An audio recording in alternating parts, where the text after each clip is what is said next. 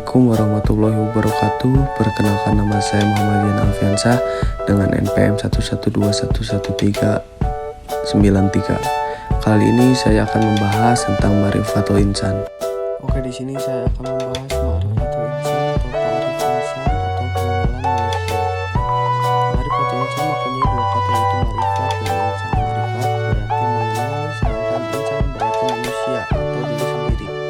Jadi Ma'rifatul Insan dapat diartikan mengenali diri sendiri. Secara istilah, Ma'rifatul Insan sendiri merupakan suatu proses mengenali dan memahami menciptakan manusia oleh Allah Subhanahu wa Ta'ala, yang mana manusia merupakan makhluk hidup yang paling sempurna di antara makhluk lainnya. Sehingga ketika seseorang sudah mengenali dirinya sendiri, siapa diri kita, dari mana asal kita, dan untuk apa kita diciptakan, dia akan membuahkan hasil, yaitu ketaatan dalam menjalankan amanahnya sebagai manusia. Dan ini menjadi langkah Allah untuk mengenal Sang Pencipta atau Allah Subhanahu wa Ta'ala. Oke, selanjutnya ada tujuan instruksi khusus. Yang pertama, memahami pengertian manusia sebagai makhluk yang terdiri dari ruh dan jasad. Yang kedua, memahami proses kelebihan manusia dari makhluk lainnya dalam hati, akal, dan jasad. Oke, di sini ada asal pencipta manusia. Yang pertama, manusia tersusun dari unsur bumi dan unsur langit. Unsur bumi karena manusia diciptakan dari tanah, unsur langit karena setelah proses penciptaan fisiknya sempurna akan meniupkan ruh kepadanya. Yang kedua, ada dalam penciptaan manusia makhluk hidup termasuk manusia, beberapa ayat Al-Quran menyatakan pentingnya peran tanah liat.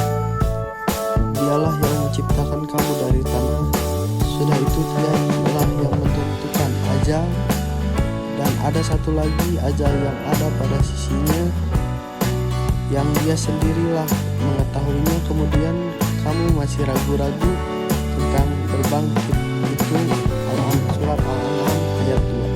Selanjutnya ada unsur manusia. Dilihat dari asal penciptanya, manusia tersusun dari unsur bumi dan unsur langit. Unsur bumi karena manusia diciptakan dari tanah, unsur langit karena telah proses penciptaan fisiknya sempurna.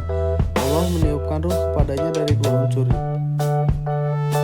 Berdasar fungsinya, manusia disimbolkan dengan tiga unsur utama, yaitu hati, akal, dan jasad.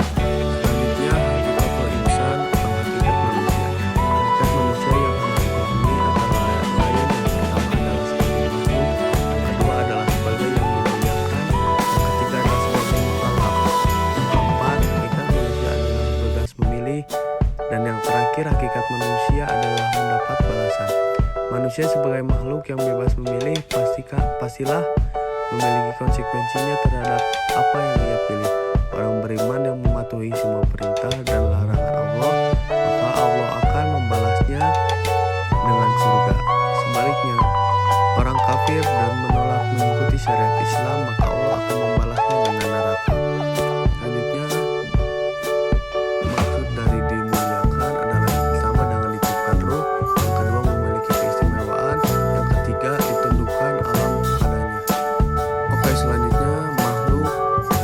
Yang pertama adalah al-fitrah, berdiri atas fitrah. Manusia merupakan makhluk ciptaan Allah Ta'ala yang diciptakan al-fitrah. Yang kedua ada fakir, manusia diciptakan oleh Allah Ta'ala dalam keadaan tidak memiliki apapun kecuali apa-apa yang dianugerahkan oleh Allah Subhanahu wa Ta'ala.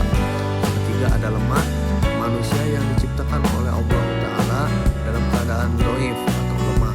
Selanjutnya yang terakhir ada bodoh. Manusia juga diciptakan oleh Allah Subhanahu wa Ta'ala dalam keadaan jahil atau bodoh. Selanjutnya Ma'rifatul Insan atau potensi manusia. Memahami Ma'rifatul Insan tentunya ada bagian yang tidak terpisahkan tentang potensi manusia yang sangat besar yang diberikan dari Sang Maha Esa. Tentunya potensi yang diberikan itu sangat berperan bagi manusia dalam menjalankan tugas sebagai pemimpin di muka bumi ini. Potensi yang diberikan berupa pendengaran, penglihatan, dan hati atau akal. Potensi manusia itu dibagi tiga. Yang pertama adalah peranan hati dalam menentukan akhlak seseorang.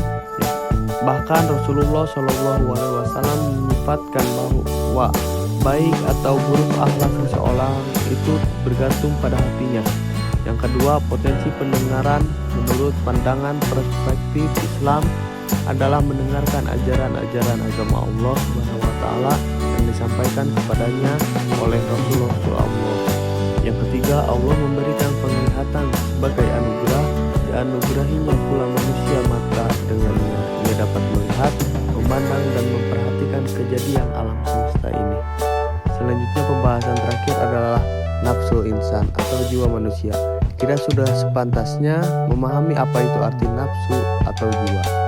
Di dalam diri kita itu terdapat nafsu yang mana nafsu tersebut tergolong ketiga nafsu, yaitu nafsu mutmainnah, yang kedua nafsu lawamah, yang ketiga nafsu amarah.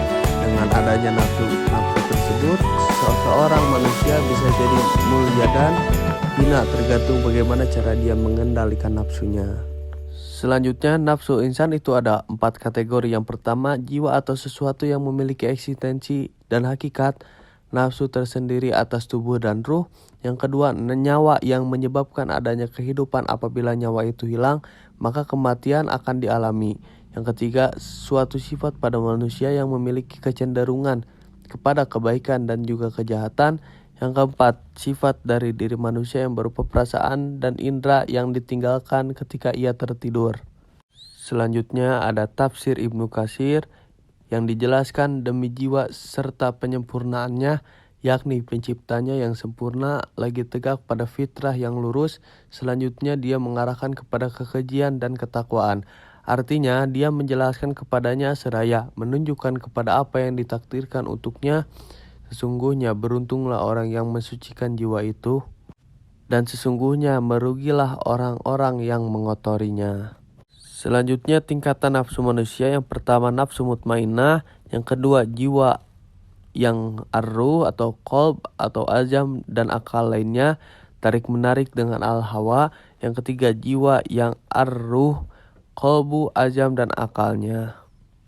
Cukup sekian dari saya, mohon maaf apabila ada kesalahan mulai dari kata atau pengucapan, mohon dimaafkan. Wabillahi taufiq wal hidayah. Wassalamualaikum warahmatullahi wabarakatuh.